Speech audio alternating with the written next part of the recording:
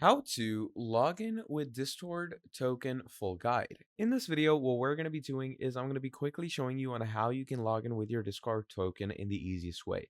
So what you're going to be doing is basically when you're in the discord.com/login space over here, you're going to click on the F12 key of your browser. So you're going to click on F12, and what that does is it opens up the developer tools. So what we're going to do is we're going to click on F12, open DevTools, and here we are. Now, what you're going to do is right here, it's going to give you the application tab that you're going to open up. And on the left-hand side, you can see all the cookies, caches, and local storages of the website. So what you're going to do is you're going to go over to local storage and go to discord.com. And right here, you're going to scroll down here. Once you scroll down here, you're going to select a value to preview. So you're going to go ahead and write tokens.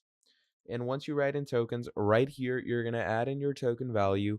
And once you enter and go ahead and reload the page, that should sign you up or sign you in with your Discord token. So that is pretty much all there is for this video. Thank you for watching till the end, and I'll be seeing all of you in the very next video. Have a great day. Goodbye.